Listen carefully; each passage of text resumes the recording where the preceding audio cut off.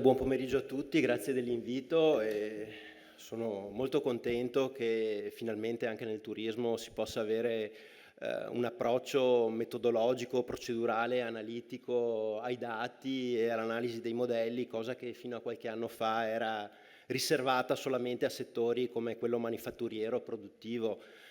Siamo in Italia, siamo in Veneto, sappiamo bene che qui l'industria del turismo di fatto è la principale attività che genera valore aggiunto ai nostri territori. Il movimento turistico a livello nazionale quest'anno ha sfiorato quasi 500 milioni di presenze, posizionando l'Italia seconda a livello mondiale dopo la Spagna e prima della Francia per quanto concerne i flussi turistici. In particolare siamo nel Veneto, che da 4 anni è la prima regione con più di 73 milioni di presenze per quanto riguarda il movimento turistico complessivo. Questo che cosa ci porta a pensare, ragionare, riflettere? Che chiaramente di fronte a numeri così grandi e così importanti serve una tecnologia, serve un'efficienza, serve un ragionamento su modelli organizzativi che fino ad oggi non era mai stato fatto.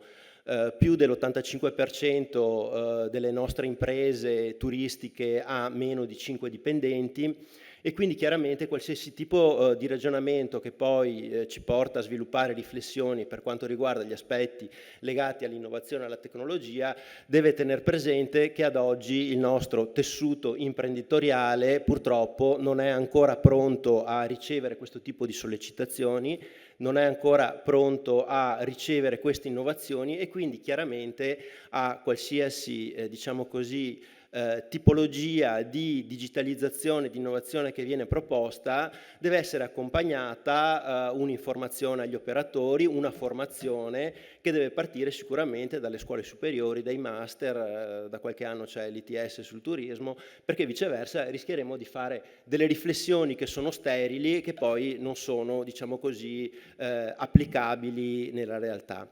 Teniamo presente, ho sentito parlare di chiaramente intelligenza artificiale, che è un po' il grande tema legato all'innovazione e alla digitalizzazione che negli ultimi, direi, 3 anni viene proposto a livello di qualsiasi dibattito legato al mondo dell'innovazione. Teniamo presente che la vera innovazione non è un'innovazione legata agli algoritmi, perché gli algoritmi dell'intelligenza artificiale esistono ormai da circa una ventina d'anni. La vera innovazione è legata soprattutto ai grandi dati che direi finalmente sono disponibili nel mondo diciamo di internet, nel mondo digitale e il forte aumento in termini di prestazioni, di elaborazione di dati che i sistemi hardware oggi hanno.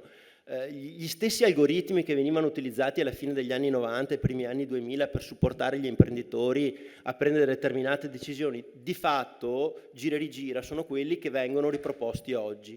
Chiaramente però con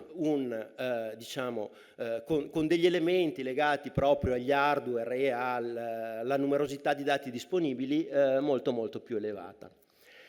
Chiaramente queste tecnologie, anche l'intelligenza artificiale, pur con le considerazioni che ho fatto in precedenza, quindi legate alla necessità evidentemente di creare una maggiore cultura di impresa verso gli imprenditori del nostro settore, fondamentalmente possiamo svilupparla attraverso 2 direttrici principali.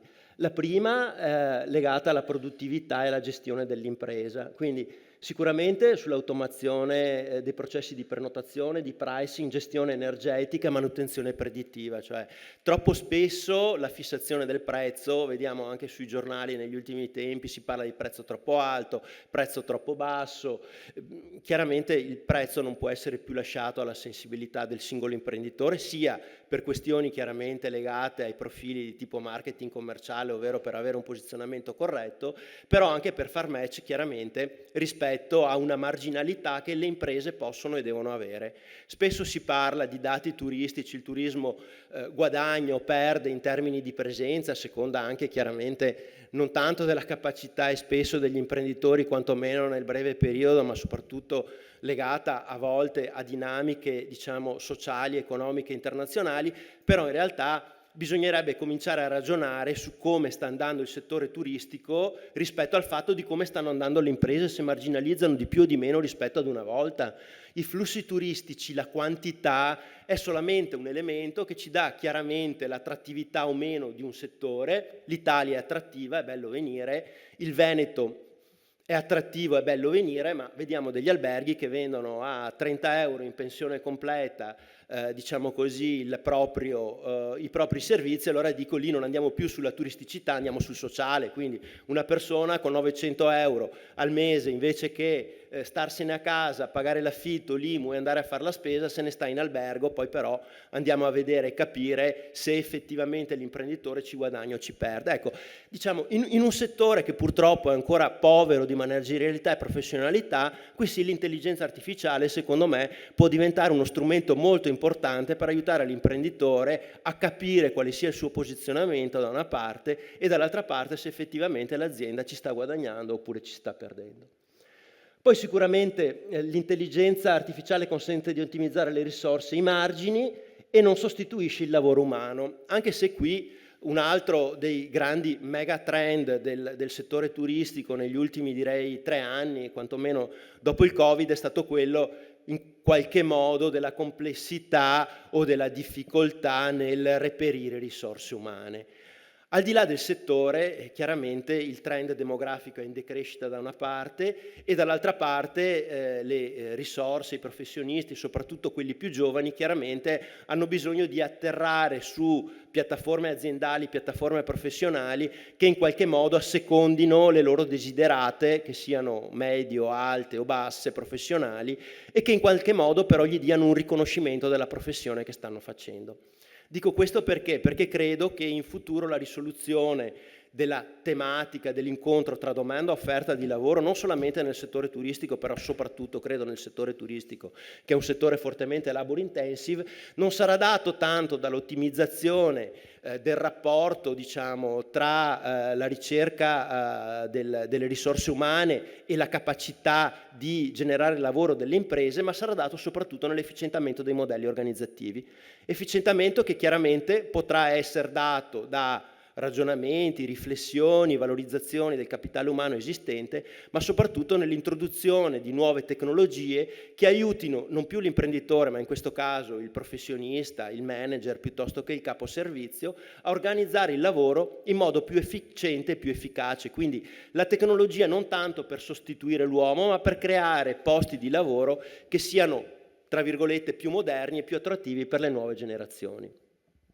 Dall'altra parte l'intelligenza artificiale chiaramente potrà servire per migliorare l'esperienza del cliente e la relazione umana, nella personalizzazione dei servizi. Ormai siamo tutti un po' frustrati, diciamo così, dalle profilazioni che ci arrivano anche su noi stessi, da qualsiasi tipo di portale, di sistema automatico, però per contro io credo che per certi versi la customizzazione del servizio, soprattutto nel settore turistico, diventerà fondamentale per dare al settore ricettivo, soprattutto a quello alberghiero, il vero plus rispetto ad altre tipologie o modalità turistiche, quali ad esempio possono essere gli appartamenti, le locazioni brevi, quant'altro, che chiaramente non avendo risorse umane non possono dare quella in qualche modo customizzazione o specificazione di servizio che viceversa le risorse umane possono dare.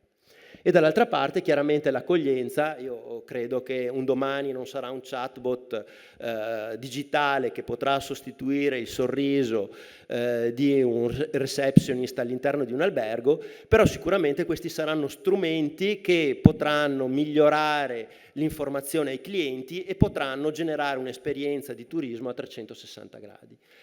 Mi avvio velocemente alle conclusioni dicendo che la Regione del Veneto, che appunto mantiene il primato in termini turistici a livello nazionale, non si poteva non dotare di un piano strategico per il turismo.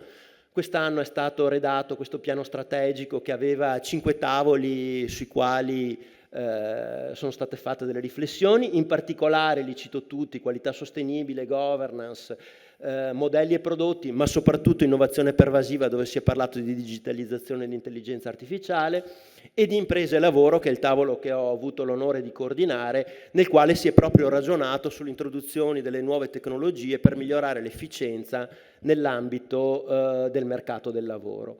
Sono state definite in particolare delle azioni per quanto riguarda l'innovazione pervasiva, in particolare l'azione 4211, questo per dire che all'interno delle politiche di coesione, dei finanziamenti, ormai siamo a fine legislatura, però sicuramente la nuova legislatura aiuterà le imprese, i territori, le associazioni, i consorzi a sviluppare politiche per migliorare la capacità delle imprese a comunicare anche attraverso l'intelligenza artificiale.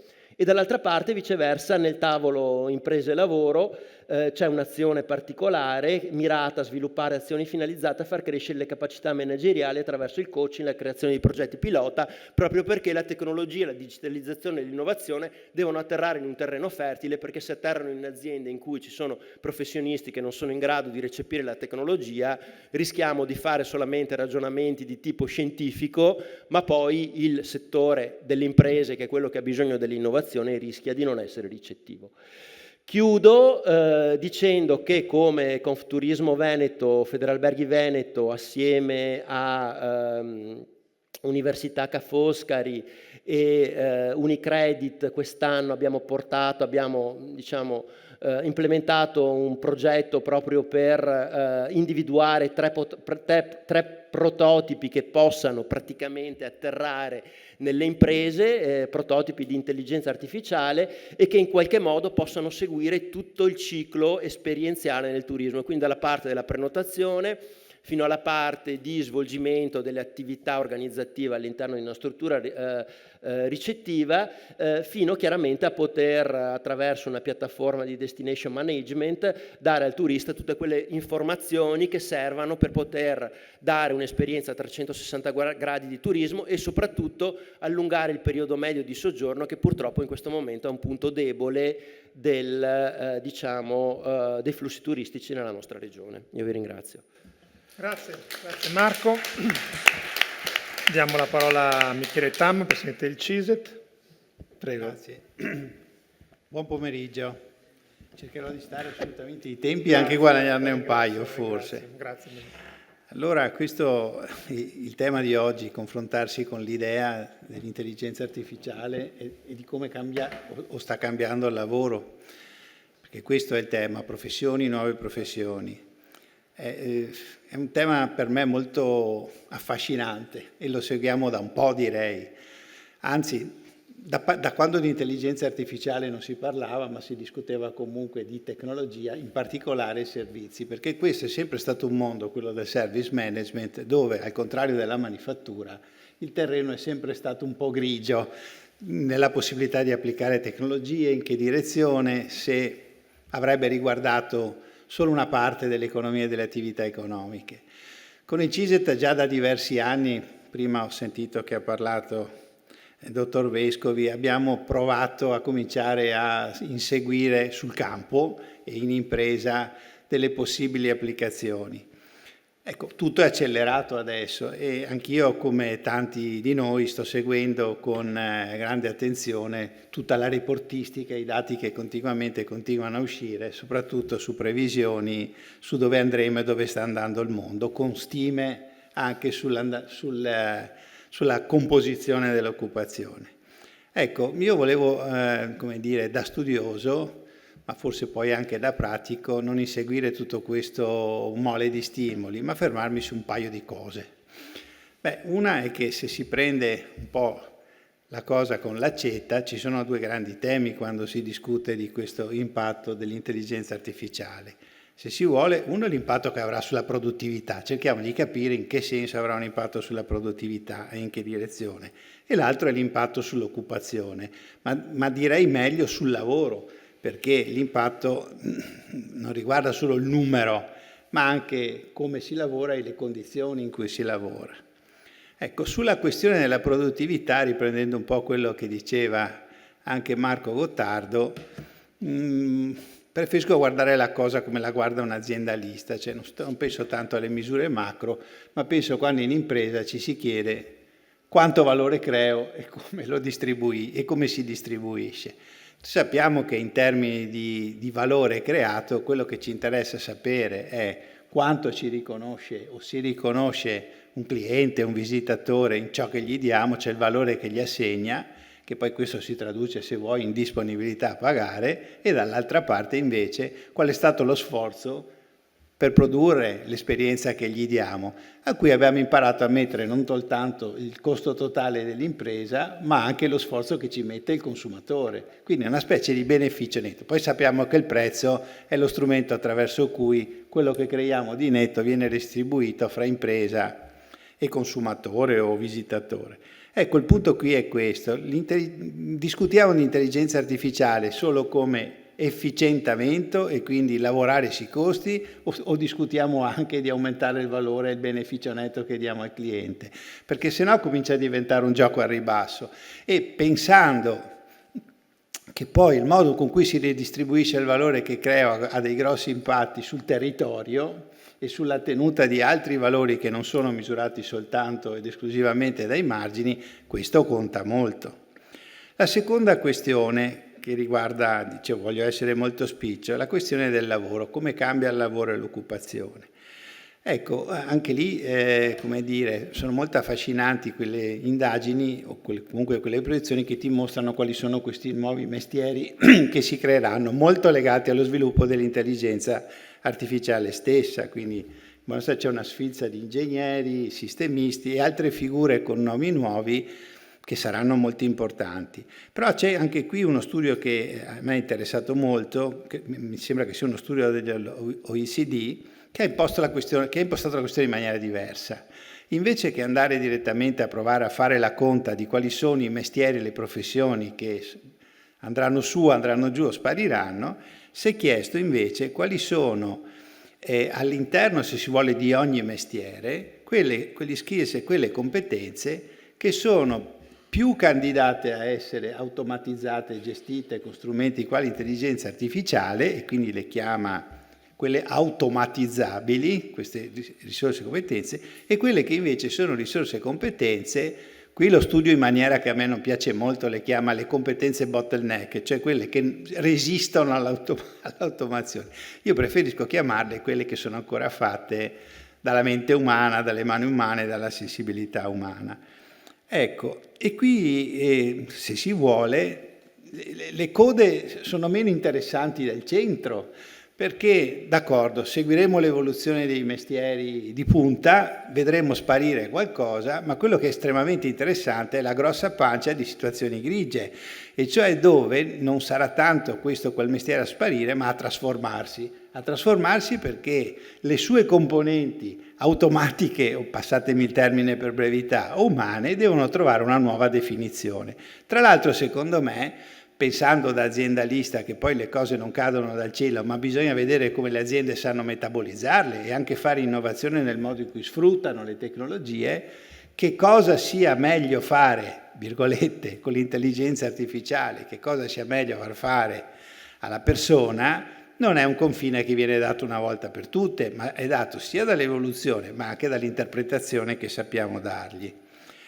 E questo mi porta, guardate, sì, poi non so se ho modo di lasciare in un altro momento gli studi che ho intercettato io, perché sono dei rapporti abbastanza corposi che hanno provato con panel di esperti anche a classificare quelle che sono gli skill e le competenze bottleneck. Qui ne ho qualcuna. Per fortuna quasi tutte le competenze di management elevato, siccome io sono un aziendalista, sono nella classe di quelle che non verranno automatizzate con tanta semplicità, ma ci sono anche cose che riguardano la cura della persona, la capacità di interagire in modo denso, la creatività, l'apprendimento attivo, la persuasione, l'ho trovato classificato, la negoziazione, quindi tutta una serie di attività che, come dire, alcune sospette, altre assolutamente scontate, sono comunque parte oggi di una grossa, almeno riteniamo, di una grossa parte del valore che sappiamo creare e che ci viene riconosciuto.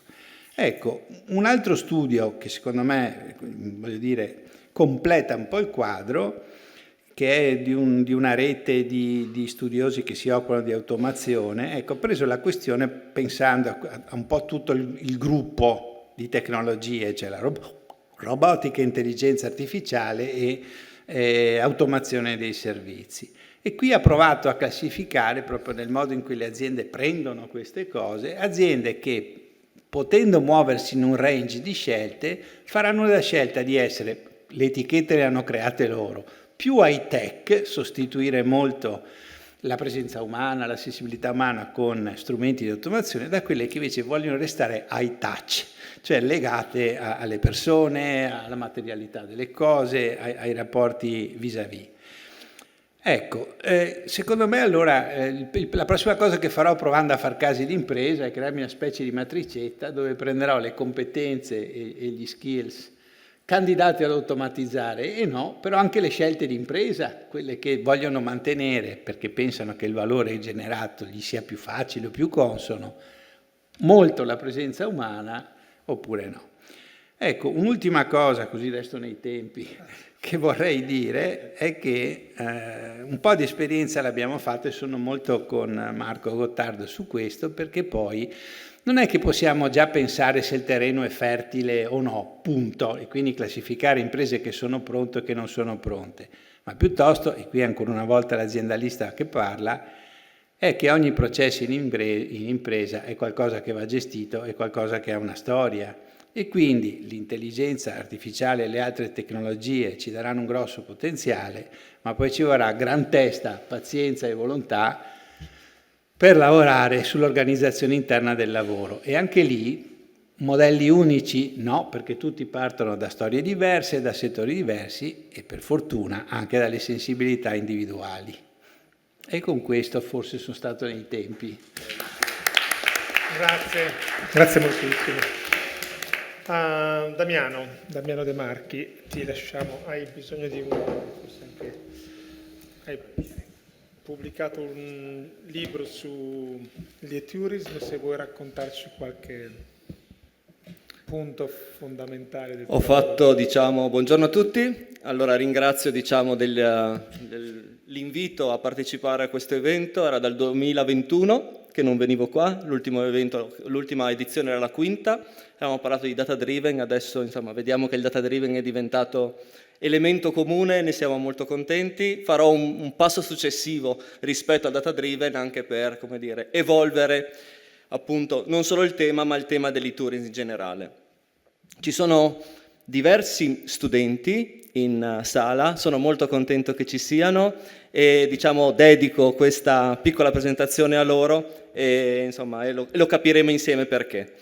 Qualche spunto da questo libro, è un libro che è stato edito quest'anno da Clueb, è disponibile ovunque e viene difficile raccontare dopo una giornata così intensa in cui il tema delle implicazioni delle tecnologie, dell'intelligenza artificiale applicate al turismo è stato ben sviscerato, trovare un punto di partenza diverso. Ma uso il libro proprio per trovare un punto di partenza che i miei studenti lo sanno bene, che è un mio pallino, che sono le definizioni. Uno degli scopi del libro è creare una nuova definizione, che è la definizione di tourism, che vi spiegherò, ma parto da una definizione di turismo, che è una definizione, vi assicuro che non interrogherò né voi in sala né i presenti sulla tavola sulla esatta definizione di turismo, ma banalmente da queste appunto banalissime definizioni riusciamo a trovare spunti interessanti e anche in qualche modo prospettici.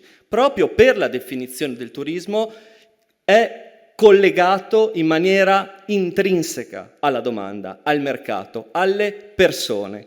Quindi il turismo ha la capacità, proprio perché intrinsecamente collegato per definizione, anche per il modo come lo misuriamo, alle persone, di recepire i cambiamenti nelle persone ben prima di molti altri settori. Non mi sono occupato di turismo solo negli ultimi tempi, ma anche di infrastrutture. Se nell'ultima pianificazione strategica delle infrastrutture sostenibili in Italia, Ministro Giovannini, Governo Draghi, non viene menzionato il il turismo, è un problema delle infrastrutture, è un problema del turismo, è un problema forse di riconoscibilità. Noi, per chi lavora in questo settore, abbiamo questo, come dire, collegamento privilegiato con la domanda, con le persone, e da questo punto di vista è un modo anche per far aprire, diciamo, non solo le nostre imprese alla potenzialità di quello che vi spiegherò fra poco, ma anche degli altri settori, di capire che attraverso la lente del turismo noi abbiamo un collegamento diretto da quello che succederà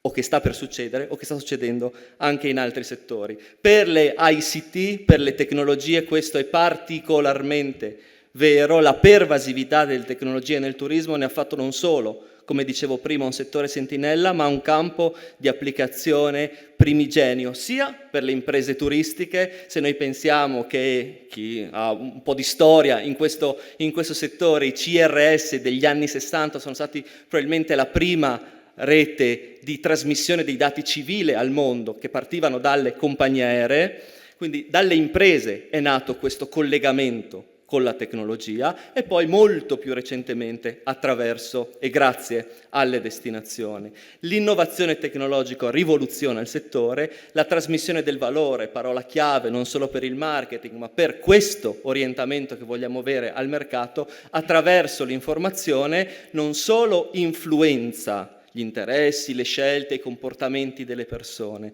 ma sempre di più aiuta le persone a proiettarsi identità digitali, virtuali, sempre attraverso strumenti, dispositivi regolati dall'informatica. Questa weboluzione, scusatemi il neologismo, trasforma il turismo in e-tourism. Ogni parte, ogni touch point, ogni elemento che fa parte di questa grande relazione tra un cliente visitatore e un'organizzazione viene mediato in qualche modo dalla tecnologia. E proprio per questo l'e-tourism in questo momento sta spiegando in maniera molto più adeguata non solo alla realtà attuale, ma alle prospettive e alle opportunità, che cosa è il turismo.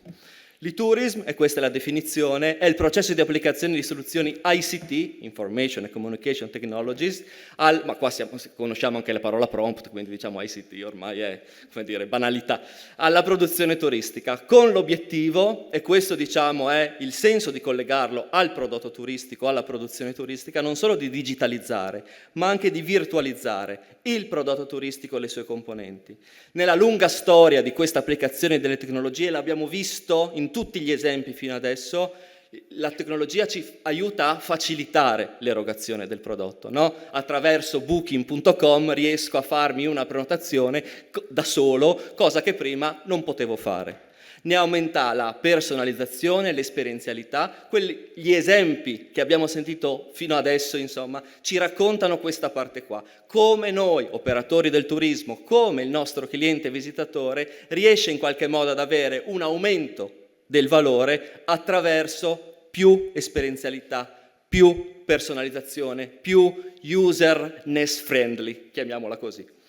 Gli smartphone in realtà, ed è questa un po' la figura, ogni tanto mi piace, io vivo a Venezia, mi piace fare delle foto ai turisti che si fanno i selfie, come vedete insomma ne ho fatto una collezione diciamo particolarmente interessante, proprio perché in realtà il selfie è come dire, la traduzione letterale di una cosa che è molto interessante anche a livello di destinazione, quando il punto di attenzione, quello che Harry già dagli anni 90 definiva come tourist gaze, lo sguardo del turista, cioè cosa interessa al turista, la motivazione che abbiamo Tam al nostro tavolo ci insegna al centro del prodotto turistico, il fattore di attrattiva. Quando questo fattore di attrattiva inizia a diventare sempre più sfocato rispetto alla destinazione che diventa uno sfondo, Venezia da questo punto di vista può essere un caso emblematico, anche quella sentinella delle sentinelle, allora il tema della presenza fisica e dell'immersività grazie all'intelligenza artificiale iniziano a far diventare meno interessante, non dico poco interessante, ma meno interessante dal punto di vista delle prospettive attuali,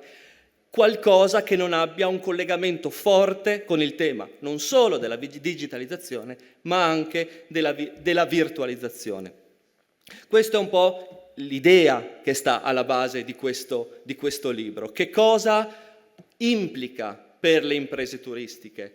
Per le imprese turistiche italiane, venete, si traduce tendenzialmente nell'applicazione dell'ICT a modelli di business tradizionali. Noi siamo, abbiamo detto, una potenza mondiale, parliamo del Veneto, parliamo dell'Italia, quando analizziamo questi territori stiamo analizzando il mondo del turismo, perché appunto dal punto di vista delle motivazioni poi abbiamo la possibilità di averne create moltissime.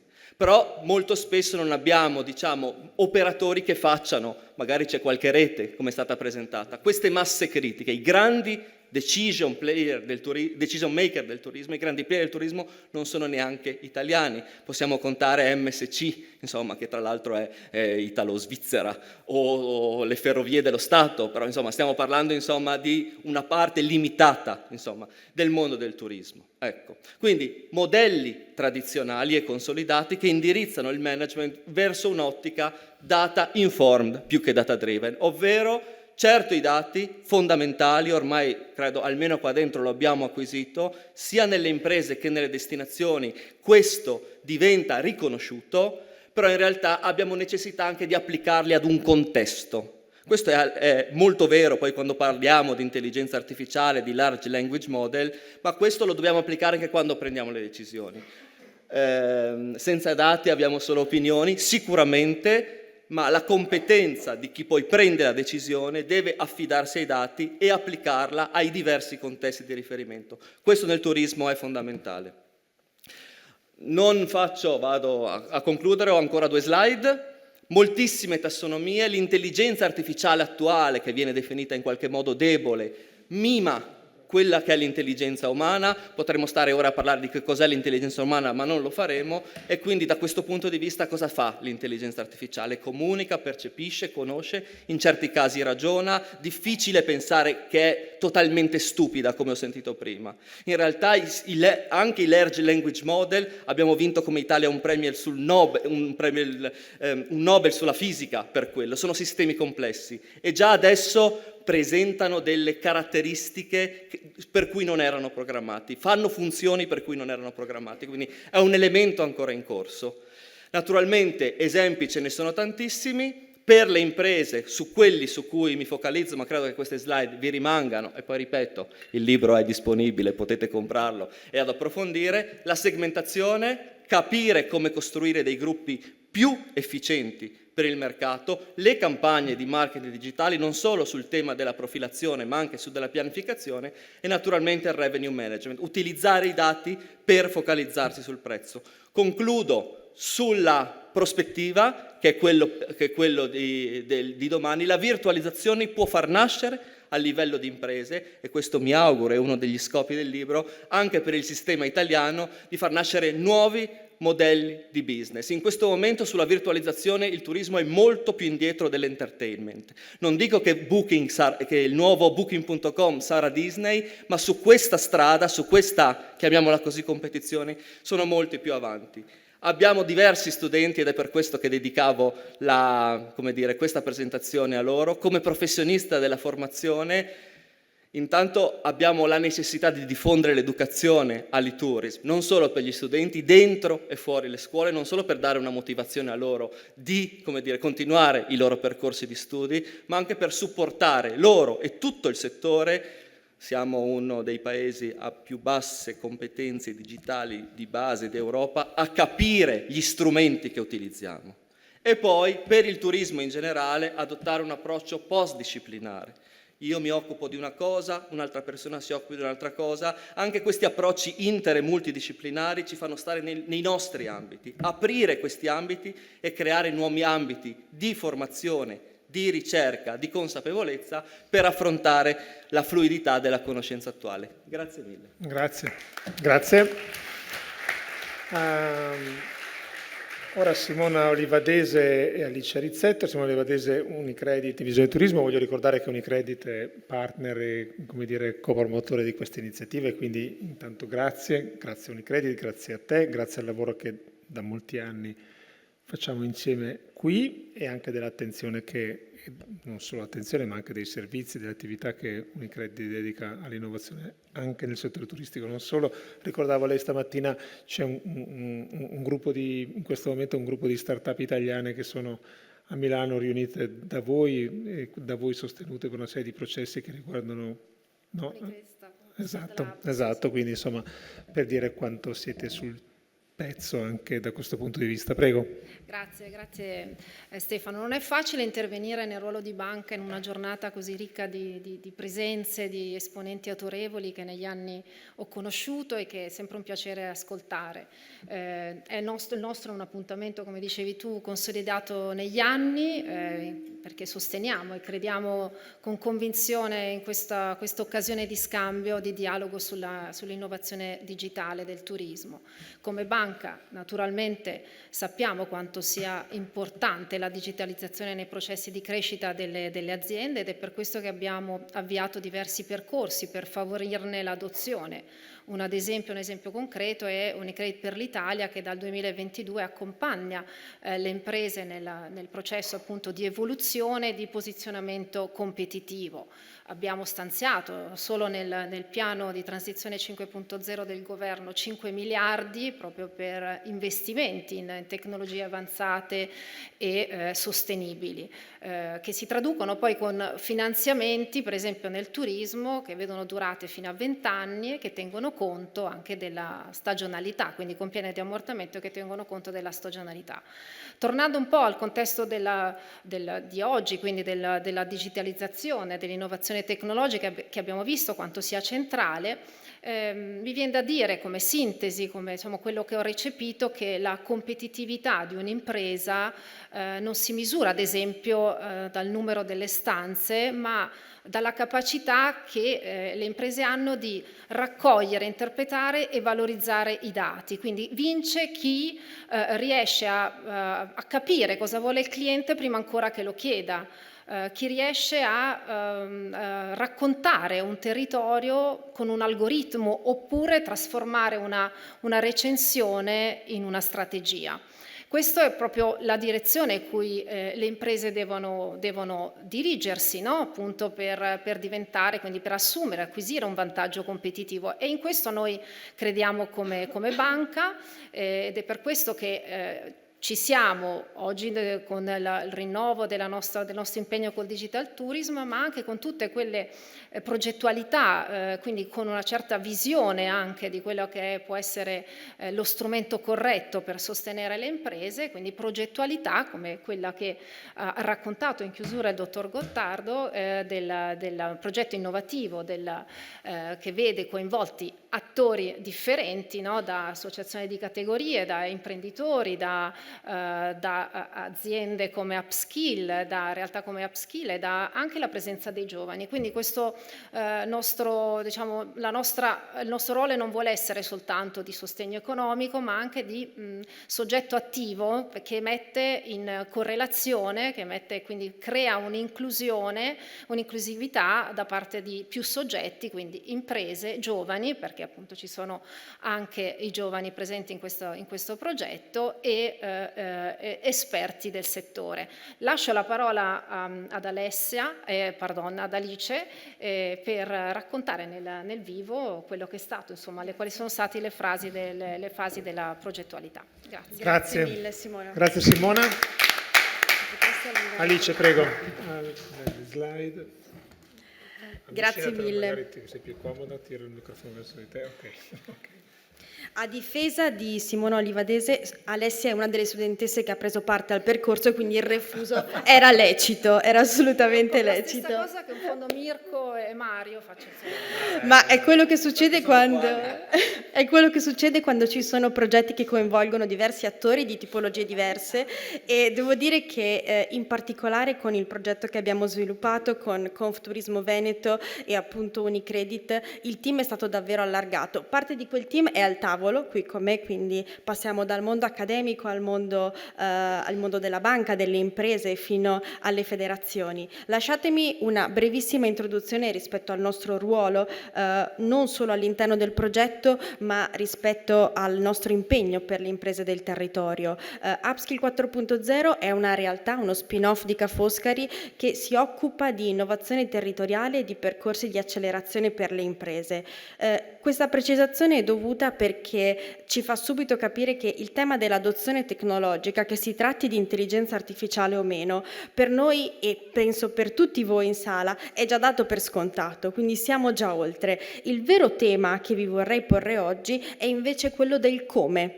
Noi ci poniamo spesso questa domanda: in che modo integrare la tecnologia, che si tratti appunto di intelligenza artificiale generativa, machine learning, ma fino agli aspetti più basilari della transizione tecnologica. Il vero punto è come portarla in maniera efficace perché risponda effettivamente a dei bisogni. Oggi, prima di passare al progetto AI Driven Tourism and Hospitality, ve lo voglio raccontare con queste 3 fotografie, perché molto spesso all'interno del nostro territorio, che si tratti di imprese di servizi, e quindi penso all'intera filiera del turismo, ma anche della manifattura, altro grande filone che come Upskill 4.0 tocchiamo molto da vicino, il grande timore, la grande preoccupazione è che queste tecnologie, l'intelligenza artificiale in primis, arrivino a sostituire il valore umano. Prima il professor Tam ha detto una cosa molto importante: siamo moltissimo concentrati sul come con queste tecnologie possiamo risparmiare e spesso ci dimentichiamo di opportunità importanti come quelle del portare un valore aggiunto, che forse sono quelle più importanti anche da cogliere. La prima foto che vedete proiettata dietro di me è stata scattata in Sicilia, un'iniziativa che è stata realizzata sempre con il supporto di Unicredit e che ha fatto in modo di realizzare un'esperienza digitale in realtà virtuale per far sì che i visitatori internazionali approdati nelle città principali della regione potessero scoprire anche i borghi più piccoli, in particolare gli artigiani che in qualche modo offrono delle esperienze uniche ai visitatori presenti in questi borghi più piccoli attraverso appunto la tecnologia. Anche qui non è un tema di adozione o meno, ma del come, quindi per portare un valore aggiunto. Mi sposto alla foto centrale, di nuovo non siamo più nel mondo del turismo, anche se l'iniziativa Straight to Business è stata poi quella che ha attivato il progetto di cui vi parlo oggi. Un'iniziativa che ha visto lo sviluppo di use case per imprese di tutto il nostro territorio, di diverse industrie, diversi settori, e anche qui il tema non è stato l'adozione dell'intelligenza artificiale o meno, ma il processo di progettazione degli use case, processo che è stato condiviso non solo con i team delle imprese, ma anche coinvolgendo team di studenti che hanno quindi portato il loro punto di vista originale rispetto anche a processi aziendali che al netto della tecnologia probabilmente avevano bisogno anche di una visione nuova, più fresca, più al passo anche con le generazioni che occuperanno quei posti del lavoro del futuro. E finisco con un'ultima iniziativa molto vicina a noi perché ci troviamo a Venezia, Homo Faber Economy, un'iniziativa anche in questo caso coinvolgente una serie di imprese della manifattura del centro storico di Venezia, che ha visto sfruttare, e lo sta vedendo tuttora perché è un'iniziativa ancora attiva, la tecnologia non per sostituire il contributo di queste imprese artigiane, ma per trasformare la loro attività in esperienze che possono essere non solo per i clienti, ma anche per i visitatori del luogo. Vi ho raccontato tutto questo perché ho sentito negli interventi di questa giornata parlare di intelligenza artificiale in svariati modi, tutti estremamente pertinenti, estremamente corretti. Quindi il mio contributo quest'oggi non vuole essere nell'aggiungere un elemento tecnologico, quanto più un elemento di processo. Per passare agli ultimi minuti, così saremo perfetti con i tempi, in cui vi racconto il dettaglio di AI Driven Tourism and Hospitality, vorrei chiedere alla regia di proiettare un video di uno dei prototipi che è stato realizzato. Prego, grazie.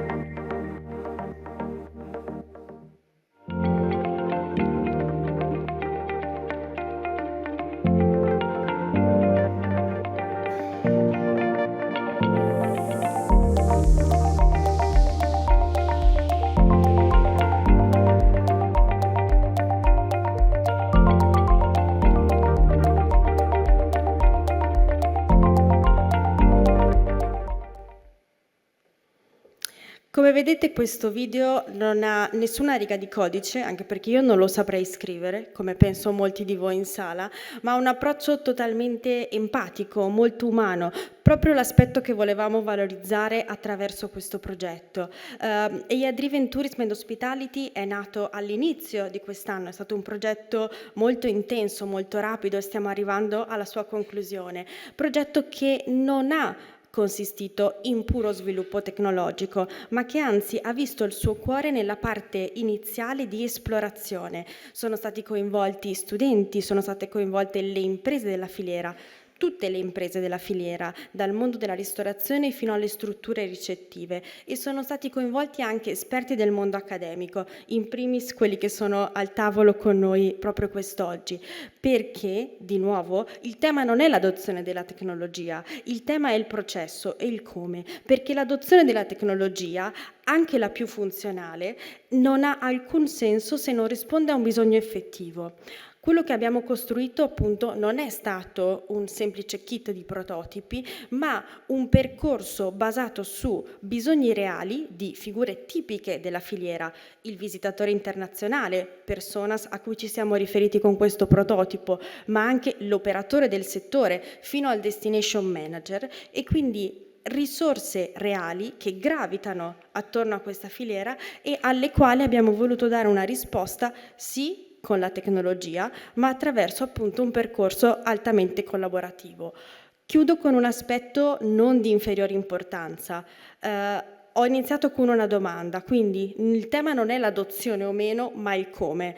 Ecco, il come è sicuramente con metodo, in maniera strutturata, con la ricerca, con i dati, in maniera collaborativa, ma anche in maniera estremamente inclusiva, per rendere il settore non solo competitivo, ma anche attrattivo per i giovani che giustamente Damiano De Marchi ha visto in sala e che vedo anch'io con molto piacere. Grazie a tutti. Grazie, grazie. Brava, grazie.